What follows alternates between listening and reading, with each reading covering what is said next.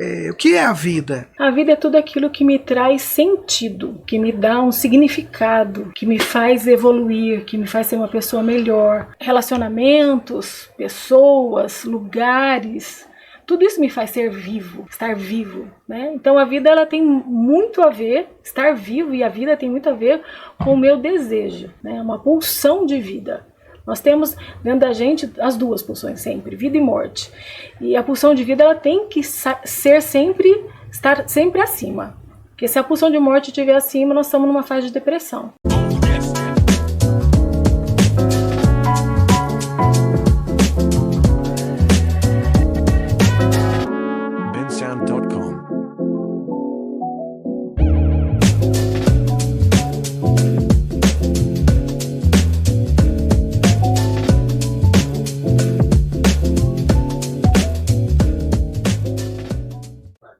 E aí, galera, estamos começando mais um MetaLife Podcast e hoje estamos com um assunto muito importante, um assunto que gera muita polêmica, muito contraditório, vai muito de indivíduo para indivíduo, porém nós estamos com alguém aqui que é capacitada, é preparada para falar sobre esse assunto.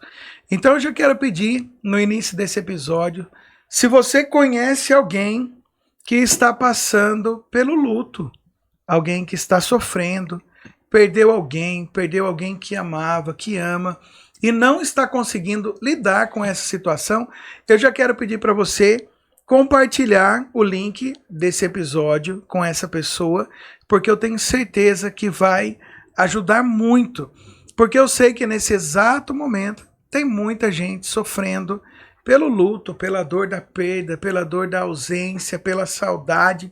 E às vezes nós nos pegamos pensativos, cabisbaixo, triste, sem saber. A pergunta é, quem eu tanto amava se foi e agora? Como que eu continuo daqui para frente? Como vai ser a minha vida? Como que é o recomeço? Como que vai ser os meus dias? Então, é sobre isso. É um assunto sério, é um assunto delicado, porém nós vamos procurar levar com a maior leveza possível para você aprender, para você saber, para você ter ferramentas e para você lidar com essa ausência, porque talvez você não perdeu alguém, talvez você não está passando por isso, mas conhece alguém que esteja passando ou você pode vir a passar por isso, e aí você já vai estar meio por dentro do assunto e sabendo como lidar nesses dias tão difíceis, tá certo? Então curte, comenta, compartilha, envia para o maior número de pessoas que você puder, porque vai ser um episódio bem legal. Eu já quero começar aqui falando com você sobre um versículo, tá bom, Lidiane? Perfeito. O Paulo também está aqui. Isso aí, pessoal. Começando mais um MetaLife Podcast. E o tema é interessante, né? Estamos juntos aqui hoje para falar sobre esse tema. Eu já quero começar aqui falando sobre Gênesis 2:9. Do solo, o Senhor Deus fez brotar todo tipo de árvores agradáveis à vista e boa para alimento. E também a árvore da vida no meio do jardim, e a árvore do conhecimento do bem e do mal. Então, nós sabemos que a árvore da vida aponta para Cristo, a árvore do conhecimento do bem e do mal para o eu, para o nosso ego, para o ser humano. E a árvore da vida é o que dava, é o que tornava o homem imortal. Prova disso é que depois que ele peca, Deus precisa agir, trazendo as consequências de cada um dos atos, de cada um dos envolvidos, e ele coloca anjos guardando a entrada do jardim e a árvore da vida.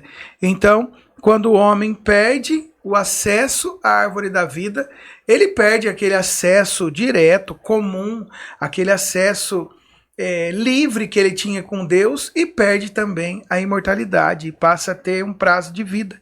A Bíblia diz que o prazo de vida do ser humano é de 70 anos, que alguns, por sua robustez, chegam mais longe do que isso, mas a Bíblia chama de enfado e canseira. Então, é sobre isso que nós vamos falar sobre como lidar com algo que não fazia parte do plano original de Deus, algo que nos afeta tanto diretamente, algo que tem deixado tantas pessoas sofrendo, sendo que a Bíblia diz que o Senhor Deus colocou a árvore da vida, mas o homem perdeu acesso a ela e pelo pecado entrou a morte, pela morte o sofrimento, e nós estamos aqui hoje para entender sobre o luto. Certo, Lidiane? É isso aí. Quero começar pela primeira pergunta. O que é o luto? Primeiro é importante mesmo a gente entender o conceito do luto, né? Eu posso dizer que o luto é a experiência, a crise maior que o ser humano vai passar na vida, ou já passou, né? Ele é uma ruptura com um vínculo afetivo. Existem vários tipos de luto, não só o luto por morte, né? Isso também é importante a gente falar, porque as pessoas elas costumam só usar o nome de luto para denominar uma perda por morte, né? E existem outros tipos de luto, como divórcio, como uma perda de trabalho, como alguém que repete de ano e vai ter que viver aquela frustração, vínculos que, né, uma criança que repete de ano, eu já atendi uma criança que repetiu de ano e ela ficou muito mal porque os amigos iam para uma série, ela teve que romper aquele vínculo.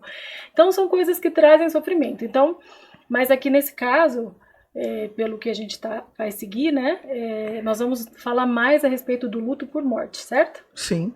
Que é um tema que a gente percebe que as pessoas elas estão passando, a falta de informação também, de falta de conhecimento faz com que elas permaneçam mais no sofrimento, não que ele não seja necessário, não que ele não faça parte, mas viver no sofrimento já é algo que, se você não tomar cuidado, o processo fica mais patológico, né? Então, acho que o intuito do podcast de hoje é a gente informar, é a gente pensar e tentar, de uma maneira mais leve, falar com respeito a respeito desse tema tão profundo, né?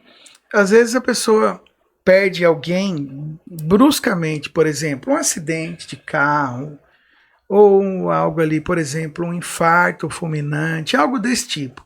Pessoa saudável e de repente morre em questão de dias, em questão de horas, rapidinho. E aí tem aquele caso também que a pessoa está doente e a gente costuma às vezes dizer e usar como consolo: ah, mas a gente já vinha se preparando, já sabia que ela estava doente, porque no final das contas a dor, o susto ali, a ausência é a mesma. Tem diferença disso mesmo ou não? De você, tem como ir se preparando, por exemplo, a pessoa está doente, então você sabe que aquela doença pode levá-la à morte. Ou alguém que de repente você ouve uma notícia que estava saudável e morreu, faleceu, tem alguma diferença ou não?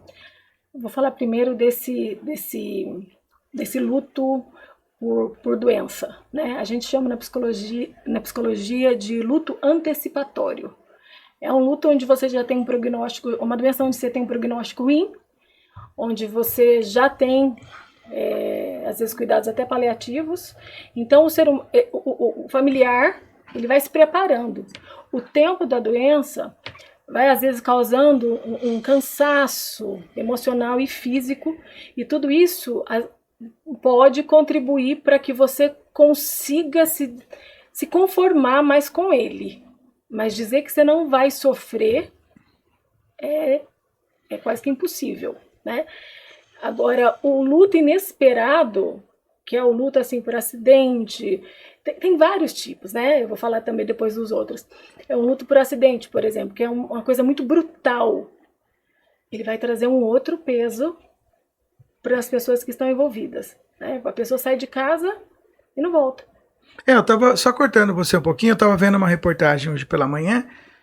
Uma moça, acho que 32 ou 33 anos, ela pega a moto e ela vai, deixa a filha na escola, uma moça numa caminhonete, ela vai fazer o mesmo percurso, o mesmo trajeto, e na hora dela estacionar o carro para deixar também o filho na escola, ela perde o controle, engata ré, passa por cima da mulher, sai arrastando a mulher e a mulher morre ali no local mesmo. Então, é brutal isso. Então, há uma diferença. Eu vi o marido relatando lá do sofrimento, deixou uma criancinha de 1 ano e 3 meses. Sim. Então, acho que isso é muito pior, não é, Lidiane? Por isso que o luto é um processo, ele tem um contexto.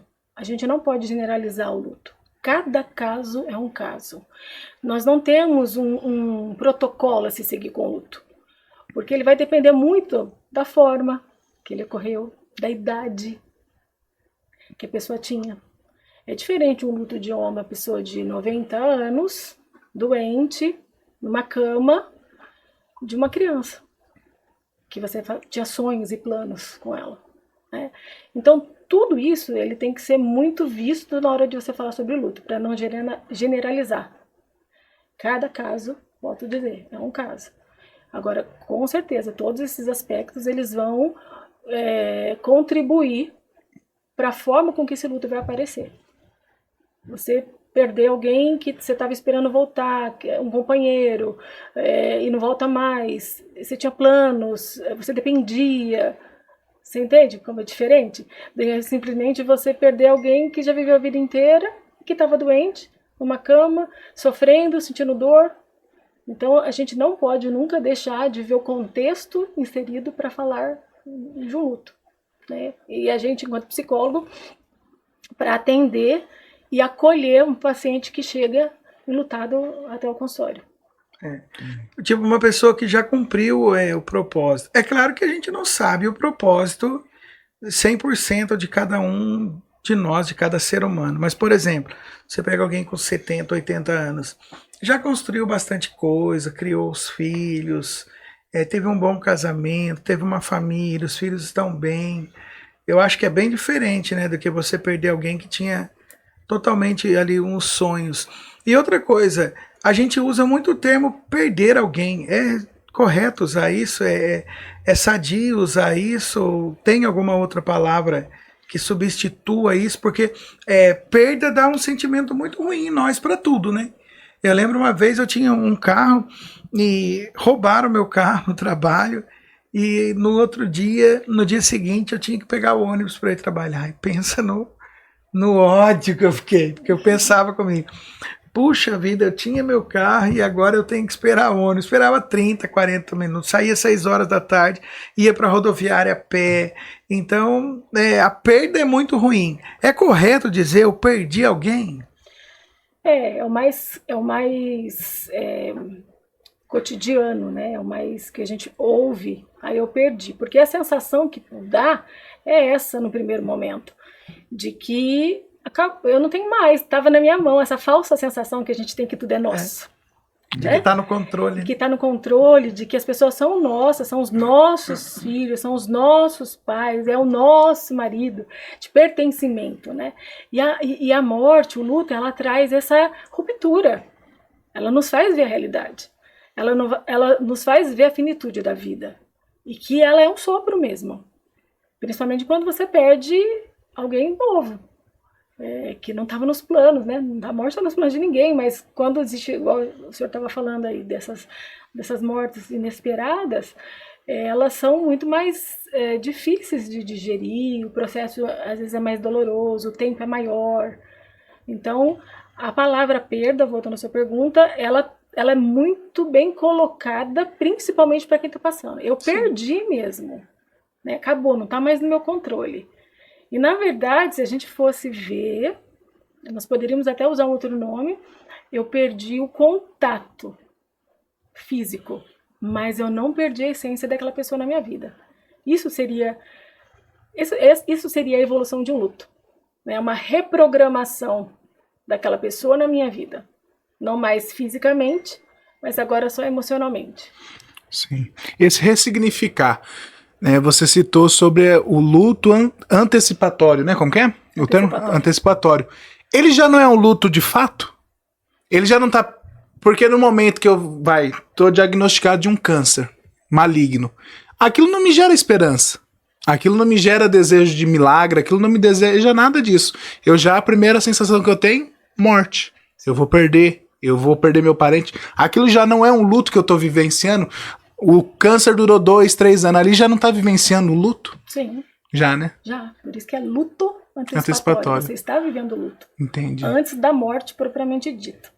Hoje em dia é muito... Antigamente, eu não sei se vocês vão lembrar disso, eu lembro muito disso, de que as pessoas tinham câncer, os médicos não falavam para a pessoa, falavam para a família. Para a família. Né? Sim. Hoje não pode mais. Hoje a pessoa tem o direito de saber, porque ela tem o direito de querer fazer algumas coisas a partir daquilo. Se despedir. Então, existem casos de que quando a pessoa soube que estava com câncer, ela quis dividir. Quem vai ficar com o quê? Minha louça tal vai ficar para aquela filha. De uma maneira mais tranquila, né? Já teve casos assim, que quando você faz, né, esses estudos de luto, né, quando eu fiz a minha pós, a gente se deparou com muitos casos. Então você vai vendo que cada um reage de um jeito. Até estava te falando isso, né, anteriormente. Às vezes as pessoas acham assim, o luto fez isso comigo. Eu costumo dizer que não. O luto não faz nada com a gente, ele só revela quem a gente é. Sim. Eu já era depressiva. No luto eu fico mais. O paciente já era histérico. No luto ele vai ficar mais. Não que o luto me transformou em outra pessoa. O luto ele vai ter essas fases em que você vai ter uma oscilação muitas vezes de humor, social, emocional, mas ele vai revelar muito propriamente dito quem você é. Tanto que cada pessoa reage de um jeito. Por exemplo, você tem uma mãe, 4 irmãos, cada um vai reagir de um jeito. Cada um reage de uma forma. Mas é a mesma mãe. É o mesmo carinho que ela se dedicou. Isso também não diz ao fato da posição que a gente coloca as pessoas na nossa vida? Eu perco meu marido, mas exatamente. O meu apego maior é com a minha mãe. Exatamente. Então a perca maior será com a minha mãe. Então tem isso também, né? Exatamente. O luto é o preço do compromisso, do vínculo que você tinha. Certo. A gente fala até que o luto e o amor, eles são lados da mesma moeda. O tanto que se ama é o tanto que se sofre. Forte, hein? O tanto que se ama é o tanto que se sofre. É o preço, se eu pudesse resumir, o que é o luto? É o preço de amar. Você só sofre por quem você amou. É o preço do compromisso que você tinha com aquela pessoa e aquela pessoa na sua vida. O amor e o luto, eles andam juntos. Entendi. O amor no sentido de alegria e de vida. O luto é o inverso, é a perca daquilo. Desse amor. Desse Desse vínculo. Forte, hein, pastor? Sim. É um assunto bem delicado, né? Um assunto que mexe, né, com a gente, né? Eu acredito que quem está assistindo também. Quero só dar uma pausa aqui para você compartilhar com alguém que está precisando ouvir isso. Curte, comenta, compartilha, porque vai ser muito bom. Você vai poder, de uma certa forma, ajudar quem está passando pelo luto. Vamos lá, Lidiane, o que é a vida? Porque nós estamos falando muito de morte. Morte é ausência, morte é perda, é desligamento. E algo muito importante que você falou é você perde o vínculo, né? Você perde, mas não o significado, porque ela vive dentro de nós. E o que é a vida? Eu sei que tem vários conceitos filosóficos a respeito disso, mas assim, no seu ponto de vista, no conceito da psicologia, o que é a vida? A vida é tudo aquilo que me traz sentido, né? Que me dá um significado, que me faz evoluir, que me faz ser uma pessoa melhor. A vida está muito ligada a algo libidinal, ao prazer que eu tenho, né? Por aquilo que eu invisto. Então, relacionamentos, pessoas, lugares, tudo isso me faz ser vivo, estar vivo, né? Então a vida ela tem muito a ver, estar vivo e a vida tem muito a ver com o meu desejo, com aquilo que me impulsiona a levantar todos os dias, a ter esperança, a querer continuar. A vida tem essa energia, essa força pulsional que a gente chama na psicologia, né? Uma pulsão de vida. Nós temos dentro da gente as duas pulsões sempre, vida e morte. E a pulsão de vida ela tem que estar sempre acima. Porque se a pulsão de morte estiver acima, nós estamos numa fase de depressão, né? Embora a gente tenha as duas, mas o que tem que prevalecer é a pulsão de vida. Você falou um pouquinho ali sobre reprogramação, né? Sobre você reprogramar. Tem um tema que é muito abordado hoje pela inteligência emocional. Vários coaches, eles falam muito sobre ressignificação de crenças, né? Crenças limitantes e tudo mais. Você acredita em reprogramação de crença? Porque o que eles falam, né? Que na verdade, é você substituir aquela imagem que gerou sentimento e que deu sinapses neurais ali e criou em você uma crença. Então, era como de forma simplificada, é você substituir uma imagem ruim por uma imagem boa. Como que você vê isso? Como que a psicologia vê a reprogramação de crenças? Isso é real? Isso existe? É válido? E eu estou falando de coach sério. Né?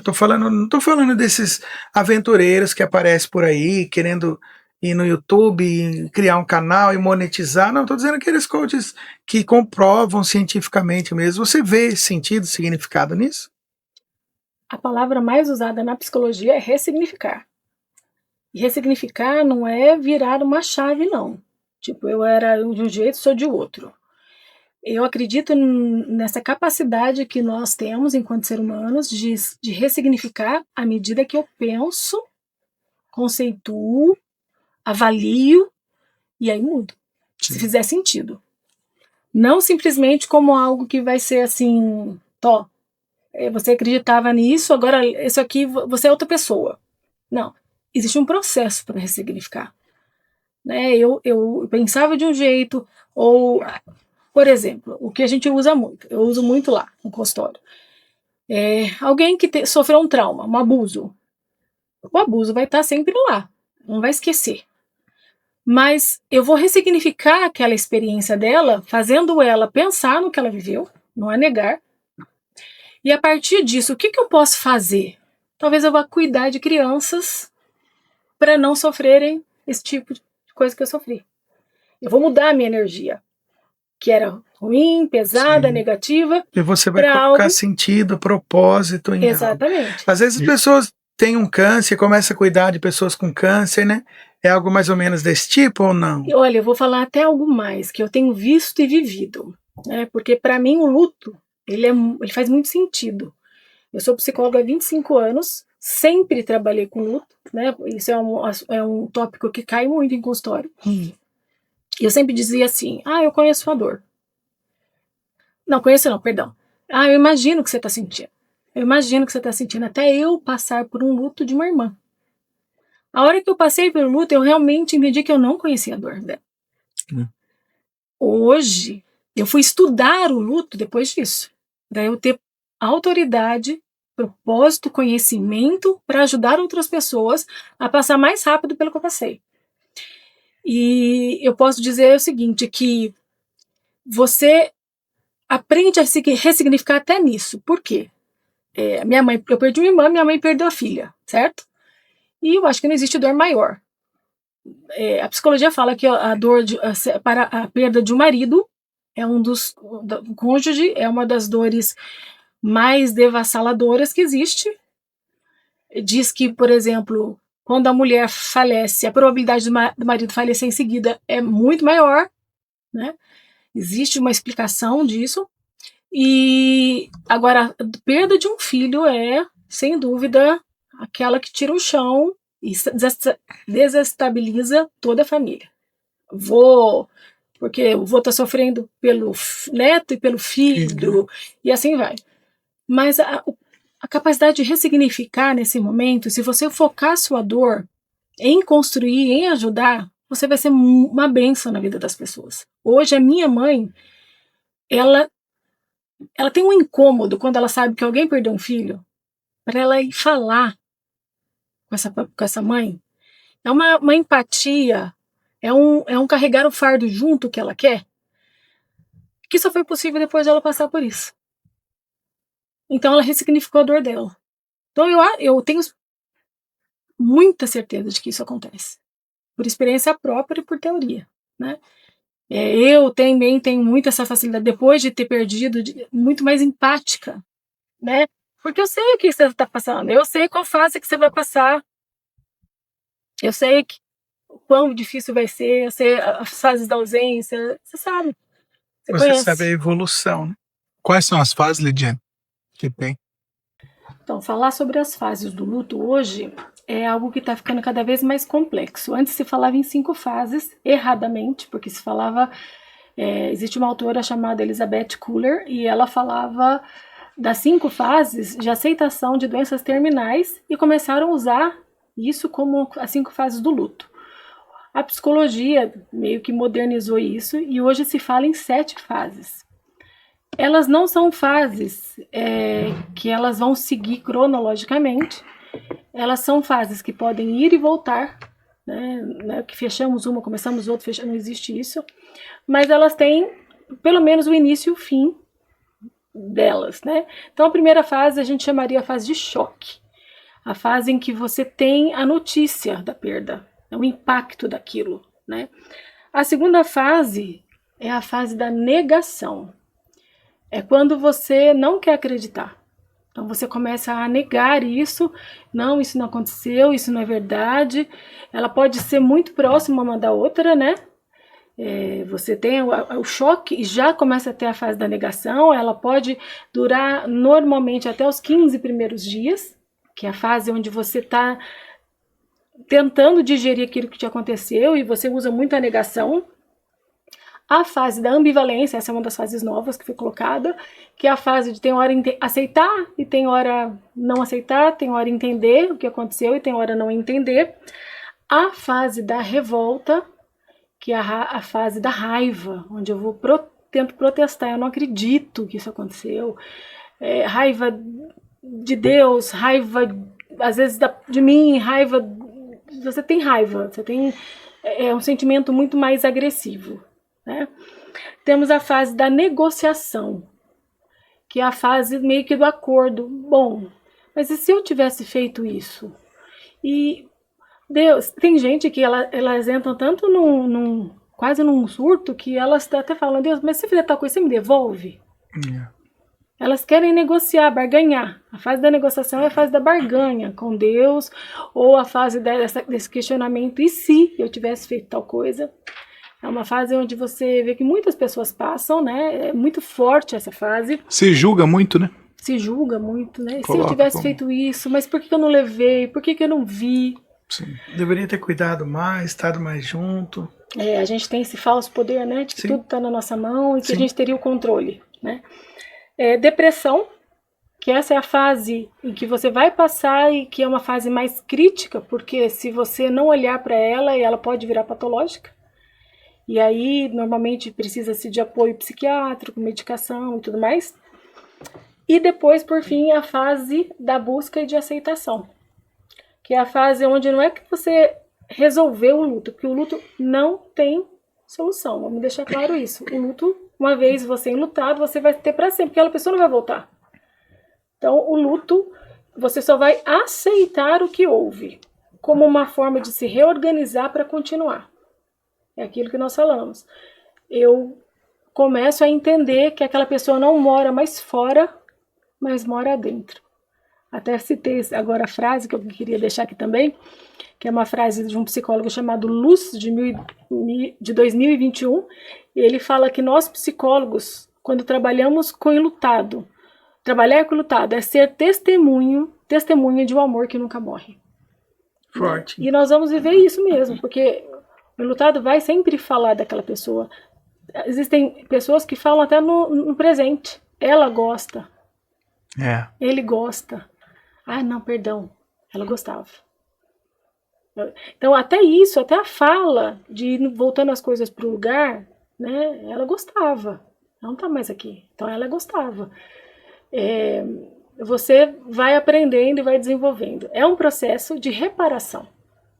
Então, se eu pudesse resumir, o luto é um processo de reparação também.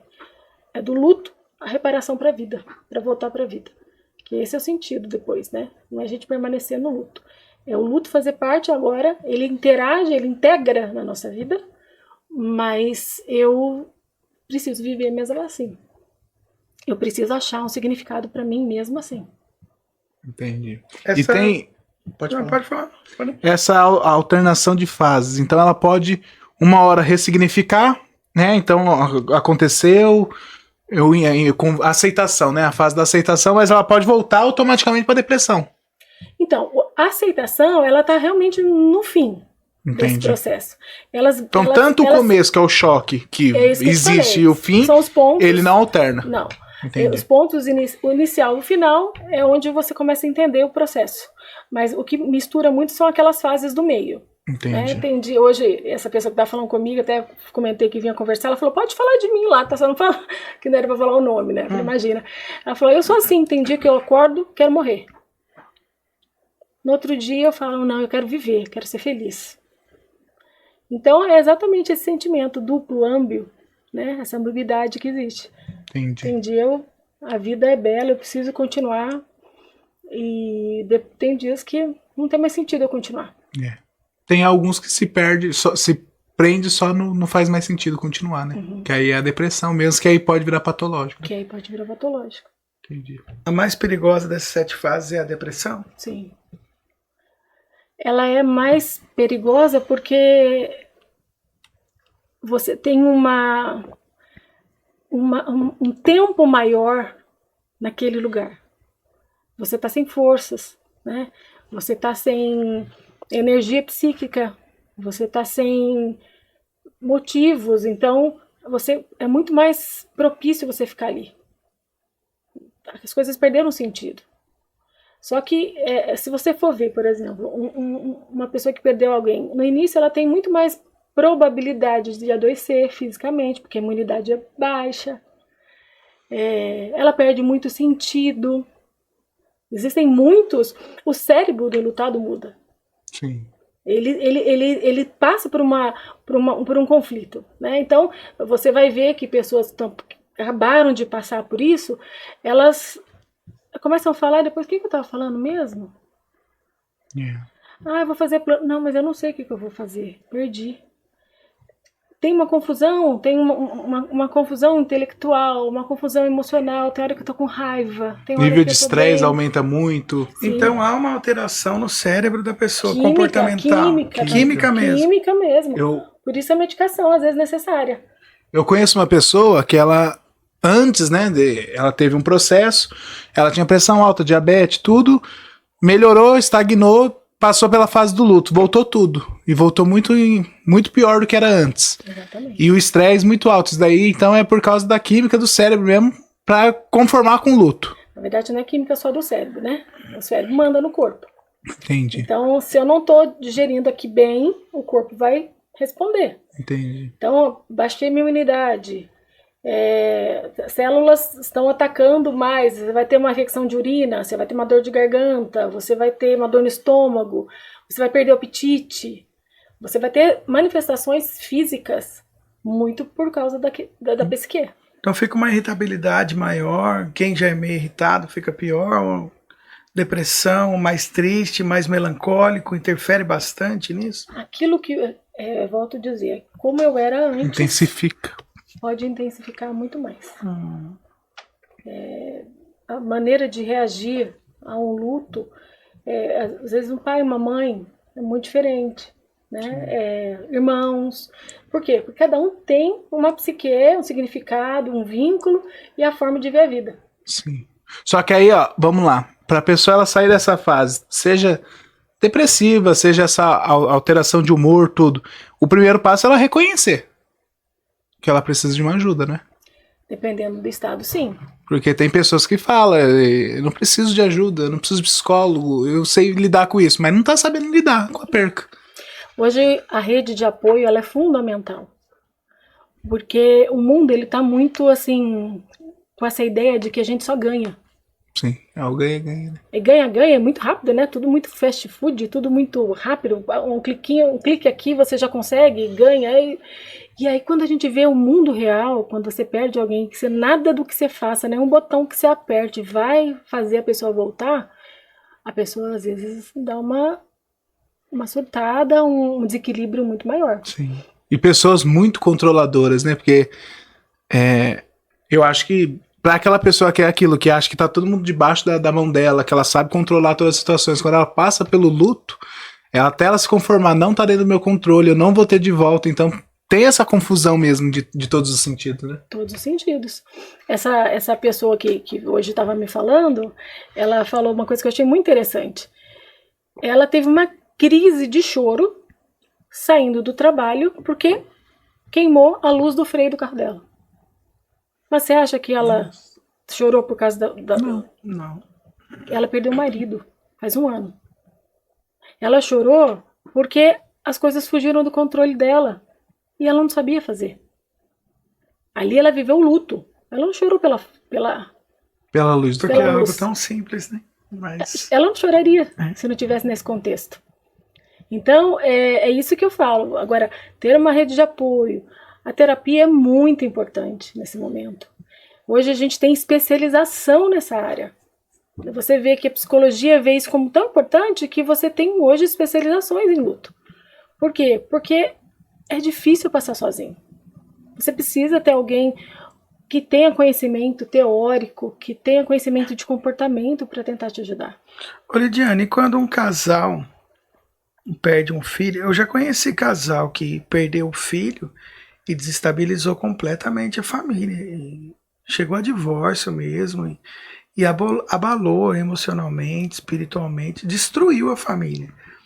E no caso, quando um casal perde a filha, perde o filho e tem outros filhos, outras filhas, mas a esposa ali ela não consegue encontrar no marido a rede de apoio, não consegue encontrar nos filhos, e o esposo não consegue encontrar na esposa, nos filhos.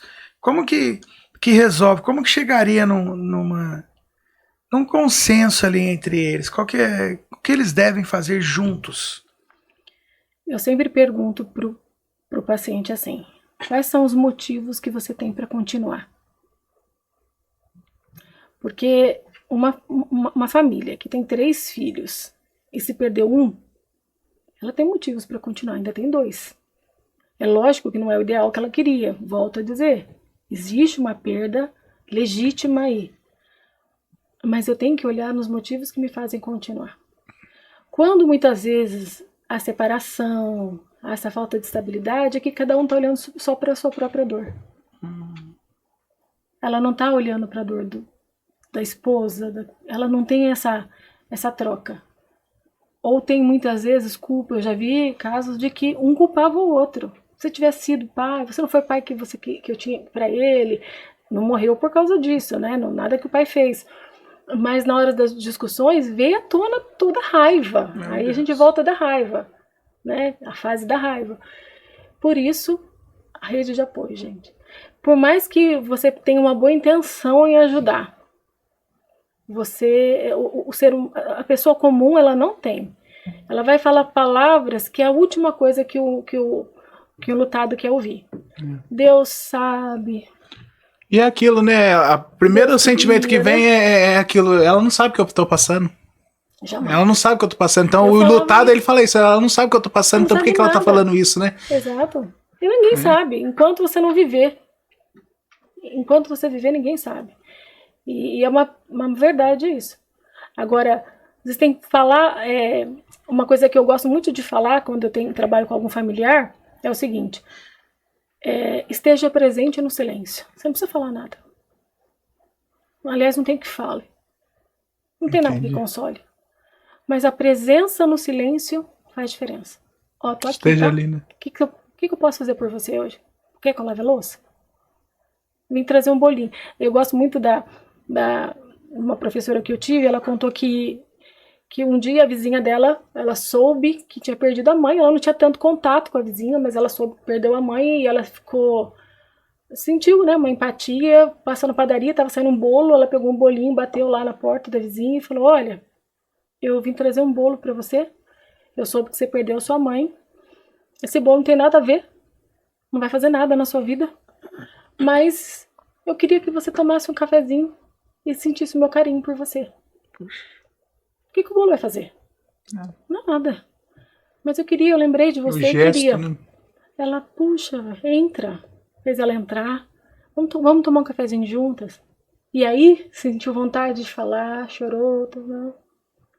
Então, não existem palavras, você nunca vai aconselhar. Tem gente que pergunta, o que eu falo? Nada. Vai consolar? Eu falar pra você assim, ela não queria ver você assim. Você vai ficar com raiva. Ela não tinha que estar lá, ela tinha que estar aqui. Ah, Deus sabe todas as coisas. A gente sabe que Deus sabe, mas às vezes é difícil concordar, né, com as coisas que Deus tem. A gente precisa daí confiar. A morte é um lugar que, por experiência própria, eu aprendi que é onde a gente tem que confiar na soberania de Deus. Eu perdi uma irmã grávida do primeiro filho dela.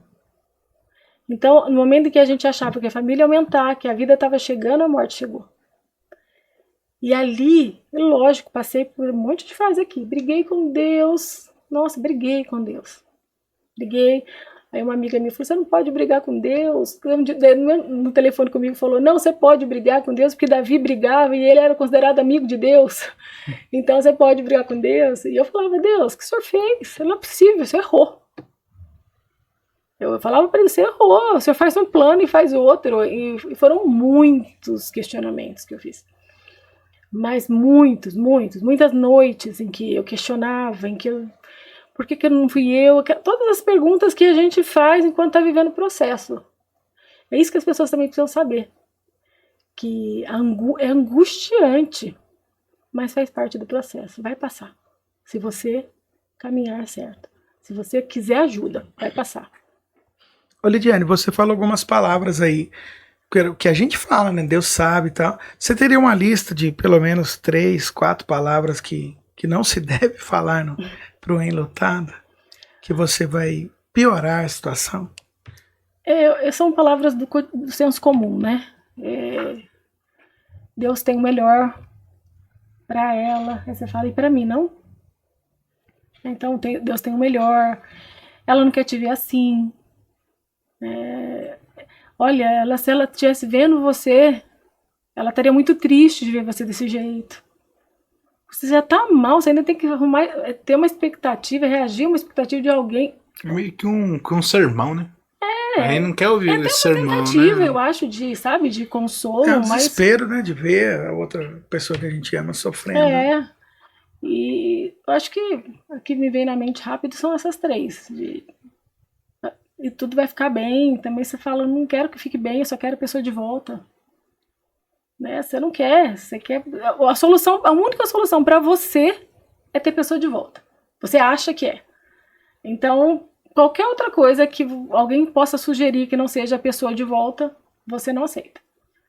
Só que eu quero dizer que há esperança. Nós vamos continuar e não vamos sobreviver. Eu não gosto particularmente da palavra eu sobrevivo. Não, a gente tem direito a viver. Nós precisamos ressignificar e viver de novo. Né? Os nossos dias são contados, nós vamos também ter o nosso tempo. Eu fico pensando assim, sabe, pastor, até aí a sua área.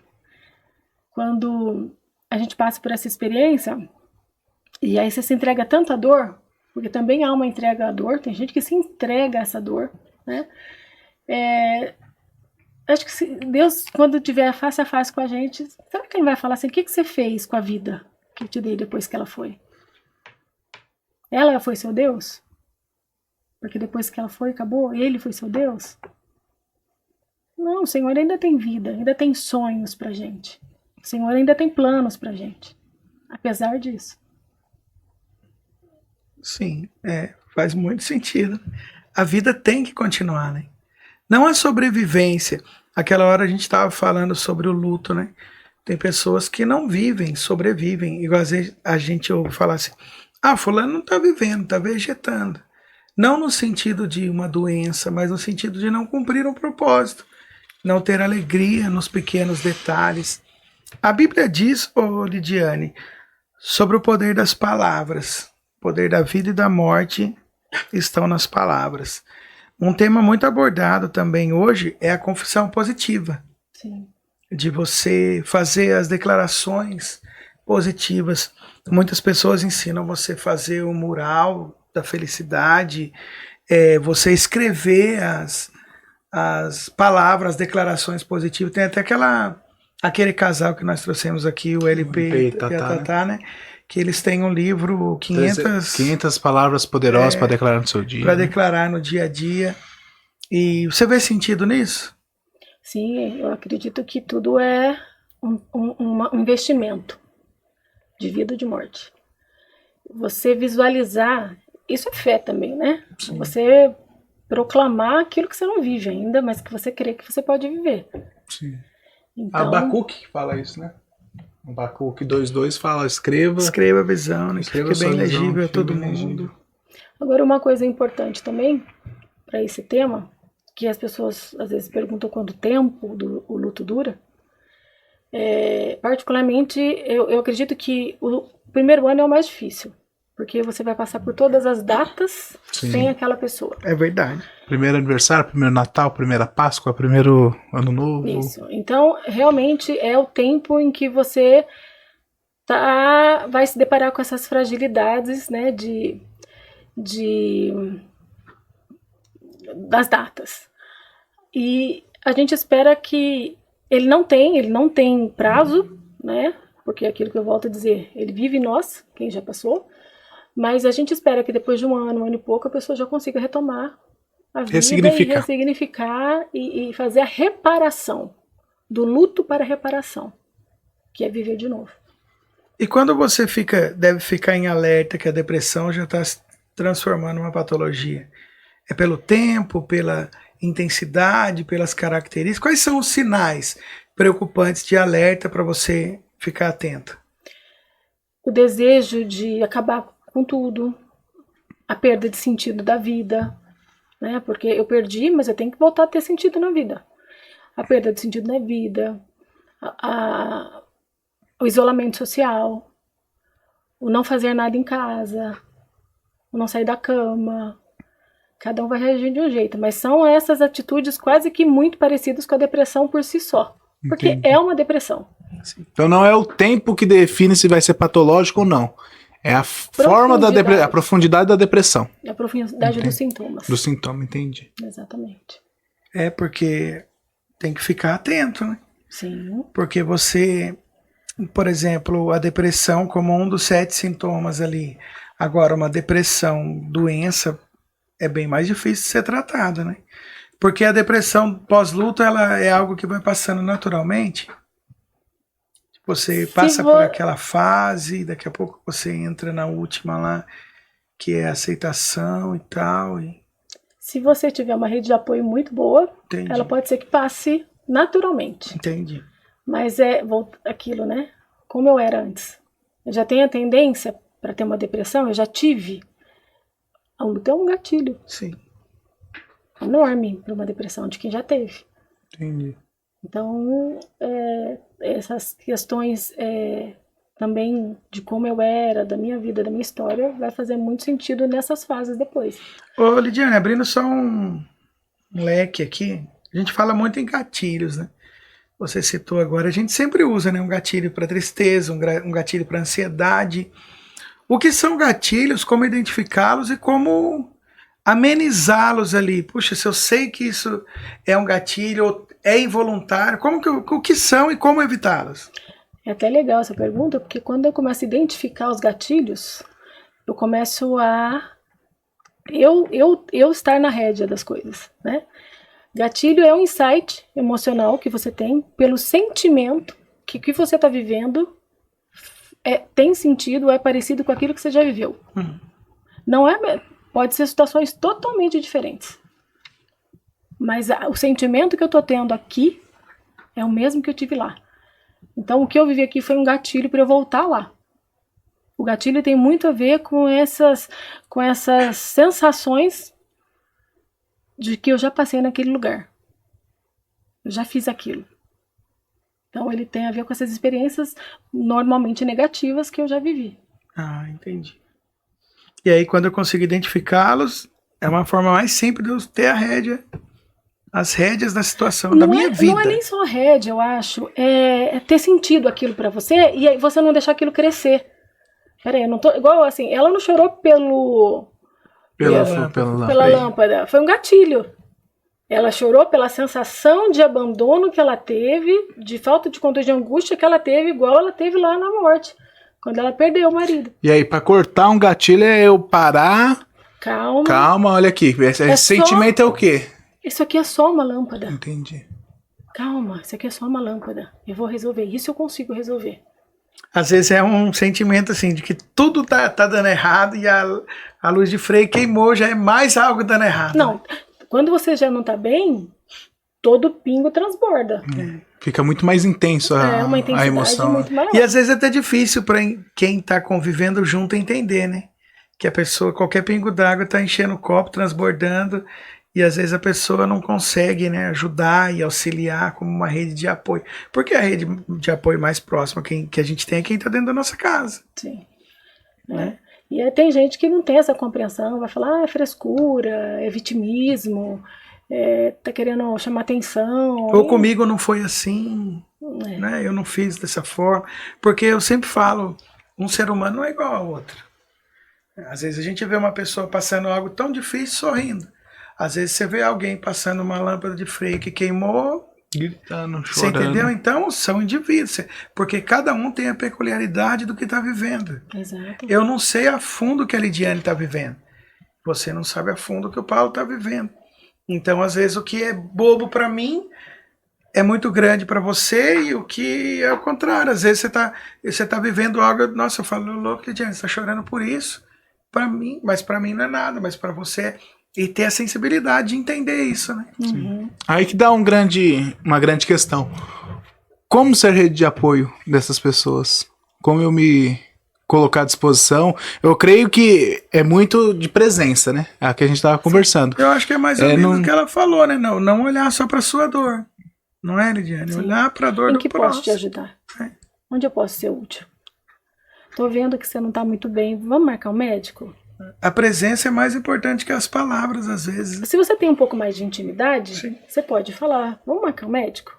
Vamos fazer uma terapia? Você já pensou em psicólogo? Você já pensou em fazer algum tipo de tratamento? Isso, se você tem essa liberdade, é essencial. Entendi. É essencial você dar essas possibilidades, porque a pessoa que está passando, às vezes, nem pensa nisso. Ela nem pensa que isso poderia ajudar. Às vezes ela nem vai querer, no primeiro momento, que ela vai achar que não tem sentido. Às vezes ela pensa assim, vai passar, mas até passar tá ferindo pessoas, né, que tá ao redor, né? Exato. E fere, né? Porque ela tá ferida. Quem tá ferida fere, não é isso? E às vezes fere quem mais ama, quem mais está próximo, porque quem mais sofre com a nossa dor é quem tá próximo da gente. Sim.